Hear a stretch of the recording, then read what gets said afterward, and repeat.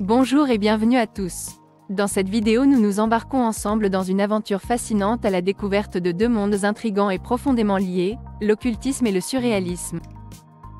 Je m'appelle Isabelle Chevalier, je suis membre de l'ordre maçonnique hermétique, et c'est un grand plaisir pour moi de vous présenter cette vidéo sur le surréalisme.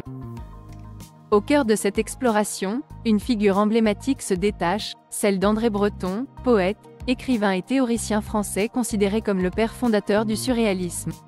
Ce mouvement, né au début du XXe siècle, se caractérise par une quête incessante de l'absolu, par la libération de l'esprit humain de toute contrainte logique et rationnelle. Mais au-delà de cette rébellion contre l'ordre établi, le surréalisme puise ses racines dans un terreau bien plus mystique et énigmatique, l'occultisme. L'occultisme avec ses mystères, ses symboles ésotériques et sa quête de la connaissance cachée, a exercé une influence considérable sur les surréalistes.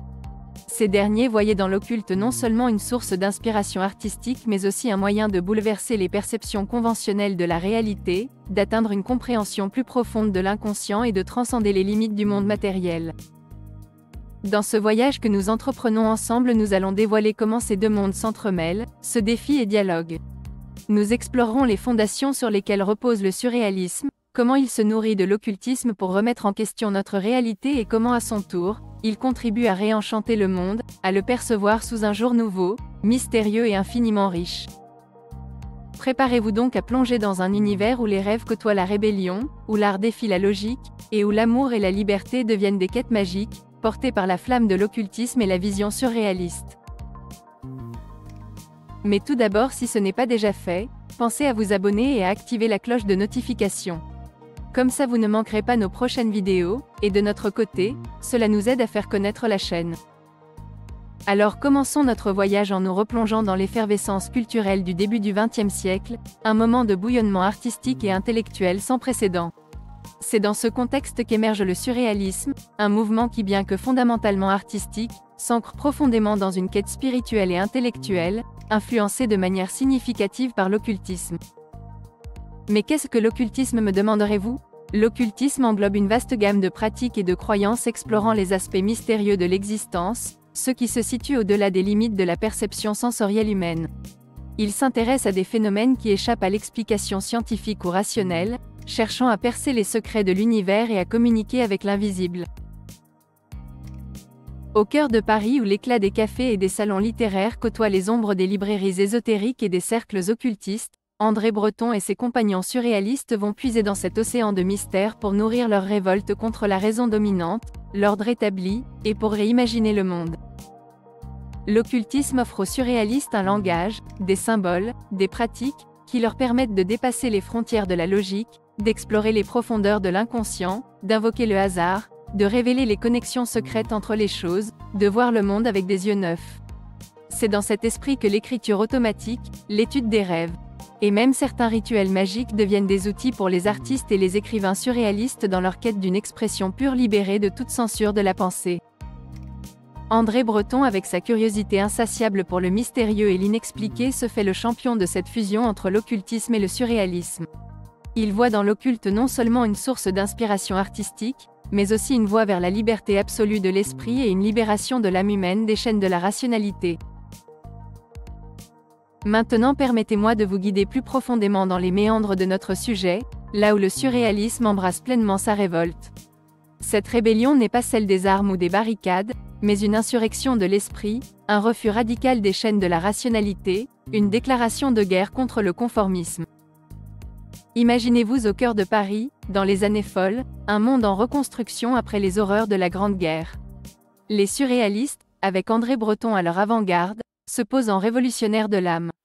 Pour eux, la véritable bataille se situe au-delà des frontières visibles, dans les territoires inexplorés de l'esprit. Ils cherchent à libérer l'homme de ses prisons intérieures, de ses préjugés et de ses peurs, en invoquant les forces de l'occultisme. L'occultisme, avec ses pratiques mystérieuses et ses symboles chargés de puissance, devient pour Breton et ses compagnons un outil de subversion. À travers lui, ils contestent l'ordre moral, religieux et social, en prônant une liberté absolue, non seulement artistique mais existentielle. Ils rêvent d'un monde où l'imagination règne en maître, où le rêve et la réalité se confondent, où l'homme est enfin libre de créer sa propre vérité. Dans cette révolte, l'occultisme n'est pas un simple passe-temps ou une curiosité littéraire. Il est au cœur de la démarche surréaliste. Par ses rites, ses divinations, ses explorations de l'au-delà, il offre aux surréalistes un langage pour exprimer leur désir d'échapper à la tyrannie de la logique et à la banalité de l'existence quotidienne. C'est un cri de liberté, un appel à briser les chaînes de la pensée conventionnelle, à embrasser l'irrationnel, l'inexpliqué, l'invisible. Mais cette quête de liberté n'est pas sans danger.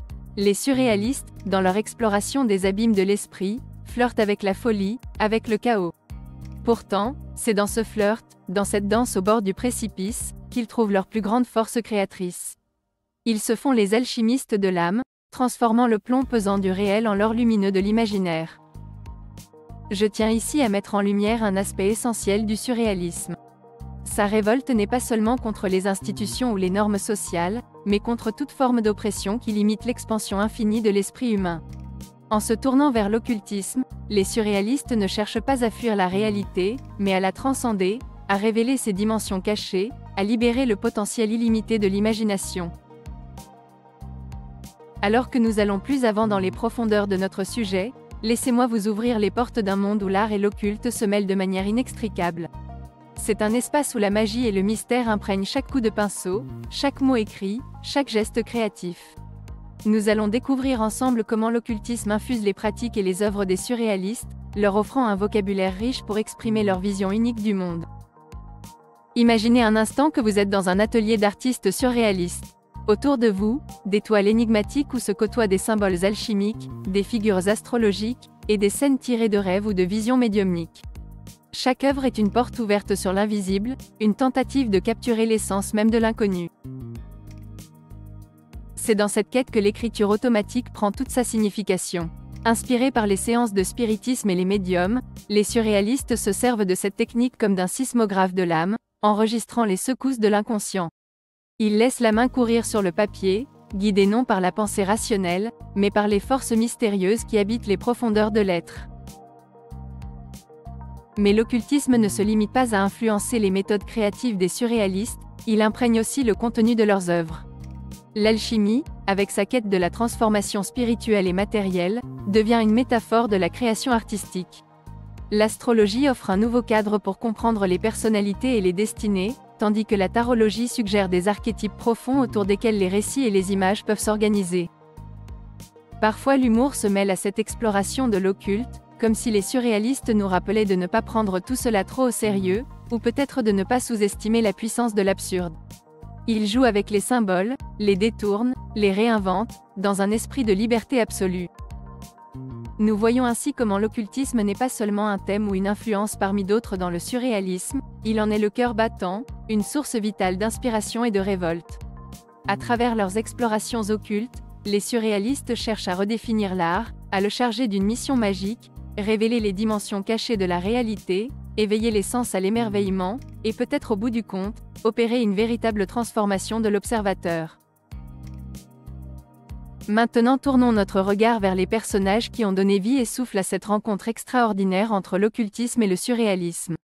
Nous allons nous pencher sur les figures majeures de ce mouvement, celles qui ont tracé les contours d'un monde où l'art et la magie se fondent en un seul et même élan créatif. Imaginez-vous un instant dans le Paris des années 1920 et 1930, une époque de bouillonnement intellectuel et artistique. C'est dans ce creuset culturel que des personnalités comme André Breton, avec sa soif inextinguible de découvrir et de défier les limites de l'esprit, ont cherché et parfois trouvé des réponses dans l'ancien et le mystérieux monde de l'occultisme. Breton n'était pas seul dans cette quête. Autour de lui gravitait une constellation d'artistes et d'écrivains, chacun apportant sa propre lumière à l'édifice surréaliste. Des figures comme Max Ernst, avec ses paysages oniriques peuplés de créatures mythiques, et Salvador Dali, dont les toiles surréalistes défient la logique et plongent le spectateur dans des mondes étrangement familiers, étaient également profondément influencés par les courants occultes. Mais ce voyage dans l'invisible ne se faisait pas sans guide. Les surréalistes se sont nourris de la sagesse de précurseurs de l'occultisme, tels que l'alchimiste Paracels. Il y avait aussi le visionnaire suédois Emanuel Swedenborg. Ou encore le mage Eliphas Lévi. Ces figures historiques leur ont fourni un vocabulaire riche pour explorer et exprimer les mystères de l'existence à travers l'art. Et puis il y avait les contemporains, des êtres de lumière et d'ombre, qui ont partagé, influencé ou parfois divergé de la voie tracée par Breton. Des personnalités comme Georges Bataille, avec son exploration des limites de l'expérience humaine. Et Aleister Crowley, le mage controversé dont les expériences occultes ont captivé ses contemporains. Nous découvrons donc un tissu complexe d'interactions, d'influences mutuelles entre les surréalistes et le monde de l'occultisme. Ce ne sont pas seulement les idées qui circulent, mais aussi les énergies, les visions, les rêves d'une autre réalité, où l'art n'est pas une simple représentation du monde, mais une porte vers l'infini. Nous arrivons maintenant à un point crucial, peut-être le cœur même de notre sujet, la manière dont l'amour, l'art et la quête de liberté s'entremêlent dans ce mouvement audacieux, défiant les conventions et cherchant à redéfinir notre compréhension du réel. Imaginez-vous dans un espace où les frontières entre le rêve et la réalité s'estompent, où l'amour n'est pas juste une émotion mais un pont vers l'inconnu, un moyen de transcender le moi et de toucher à l'universel. C'est dans cet espace que l'occultisme et le surréalisme se rencontrent, se nourrissent l'un de l'autre pour explorer les profondeurs de l'âme humaine. L'amour pour les surréalistes est cette force primordiale, ce feu sacré capable de briser toutes les entraves et de révéler l'essence pure de l'être. Cet amour fou, qu'André Breton évoque avec tant de passion, n'est pas seulement une affaire de cœur, c'est une clé pour déchiffrer le mystère de l'existence, une voie vers la connaissance suprême, vers la liberté ultime. C'est un amour qui embrasse l'art, qui fait de la création une célébration de la vie dans sa forme la plus sublime. L'art dans cette quête devient un langage universel, un moyen d'exprimer ce qui ne peut être dit, de capturer l'ineffable. Les surréalistes armés de leurs pinceaux et de leurs plumes, cherchent à dépeindre non pas le monde tel qu'il est, mais tel qu'il pourrait être, tel qu'il se révèle à ceux qui osent regarder au-delà du voile de la réalité quotidienne. L'occultisme avec ses symboles, ses rituels, ses mystères, leur offre une palette enrichie, une source inépuisable d'inspiration pour sonder les abysses de l'inconscient et pour éveiller les esprits à la magie de l'existence. Et puis il y a la liberté, le désir ardent de se libérer des chaînes de la pensée conventionnelle, de repousser les limites de l'acceptable, de défier les autorités et les normes. Cette liberté, pour les surréalistes, n'est pas un simple concept philosophique, c'est un mode de vie, un engagement total envers l'exploration sans limite du potentiel humain. L'occultisme, avec sa quête de savoir caché, de vérités oubliées, devient un allié précieux dans cette rébellion contre l'ordre établi. C'est un outil pour démanteler les structures oppressives et ouvrir les portes d'un monde plus riche, plus étrange, plus libre. Nous arrivons au terme de notre voyage fascinant à travers les méandres de l'occultisme et du surréalisme.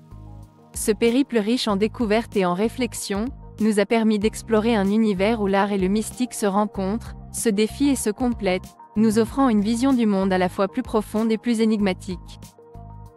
Nous avons vu comment le surréalisme avec sa soif insatiable de liberté et sa quête incessante de l'inconnu s'est nourri de l'occultisme pour bousculer les frontières de la réalité et de l'imagination. L'art surréaliste, dans son essence même, est un acte de révolte, une déclaration d'amour à l'infini potentiel de l'esprit humain, un hymne à la liberté créatrice. Ce dialogue entre l'occultisme et le surréalisme nous rappelle que l'art n'est pas seulement une question d'esthétique, mais un véhicule de connaissance, un moyen d'explorer et de transformer notre expérience du monde. Il nous incite à rester curieux, ouverts, à toujours questionner et à chercher au-delà des apparences. Sachez que si vous souhaitez en savoir plus sur notre ordre, vous pouvez vous inscrire à notre newsletter et vous recevrez chaque semaine de nouveaux documents sur l'ésotérisme et le monde initiatique. Pour cela, cliquez sur l'enveloppe qui vient de s'afficher, ou utilisez le lien mis en description. Merci de m'avoir accompagné dans cette exploration. Puisse l'art et le mystère continuer à enrichir vos vies et à élargir les horizons de votre monde intérieur. C'était Isabelle Chevalier, depuis le siège central de l'ordre maçonnique hermétique.